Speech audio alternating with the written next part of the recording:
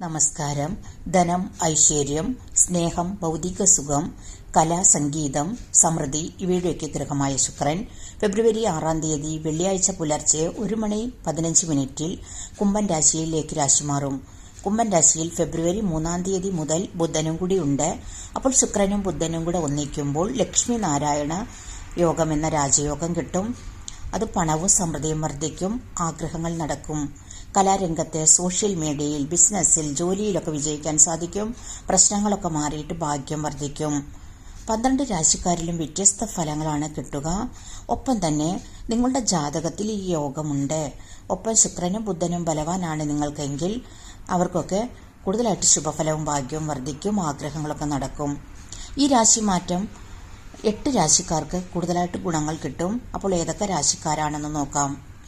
മേടൻ രാശിക്കാര് ഇവരുടെ ലാഭസ്ഥാനത്താണ്, പറഞ്ഞാൽ 11-ലാണ്. അതുകൊണ്ട് തന്നെ വരുമാനവും ലാഭവും വർദ്ധിക്കും, ഭാഗ്യവും ധനവും വർദ്ധിക്കും, ആഗ്രഹങ്ങൾ നടക്കും.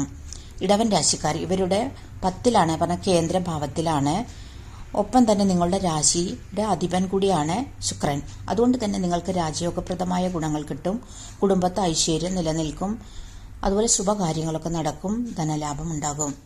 മിഥുനൻ രാശിക്കാരുടെ 9-ലെ പറഞ്ഞ ഭാഗ്യസ്ഥാനത്താണ്. അതുകൊണ്ട് തന്നെ ഭാഗ്യവർദ്ധനവ് ഉണ്ടാകും, പെട്ടെന്ന് ഭാഗ്യം വരും. അതുപോലെ തന്നെ മുടങ്ങിയ കാര്യങ്ങൾ, മുടങ്ങിയ ധനമൊക്കെ നിങ്ങൾക്ക് വന്നു ചേരും. ചിങ്ങൻ രാശിക്കാരുടെ 7-ലാണ്. അതുകൊണ്ട് തന്നെ കേന്ദ്രഭാവത്തിലാണ്. വിവാഹ ഭാഗ്യം, ദാമ്പത്യം നല്ലതാകും. സുഹൃത്തുക്കളുടെ മറ്റെല്ലാവരുടെയും സഹായ സഹകരണം കിട്ടും.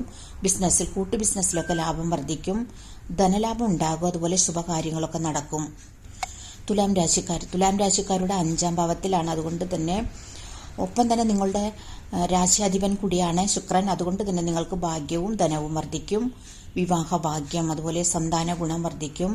കലാരംഗത്തൊക്കെ നല്ലതാകും, ബിസിനസ്സിലൊക്കെ നല്ലതാകും, ഐശ്വര്യവും ധനലാഭവും വർദ്ധിക്കും.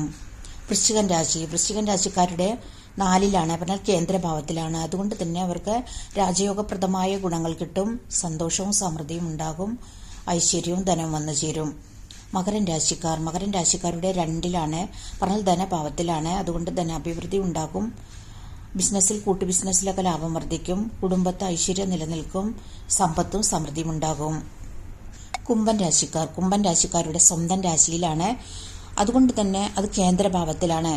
രാജയോഗപ്രദമായ ഗുണങ്ങൾ കിട്ടും, ധനലാഭവും സമൃദ്ധിയും ഉണ്ടാകും, പുതിയ അവസരങ്ങളൊക്കെ കിട്ടും തൊഴിൽപരമായിട്ട്.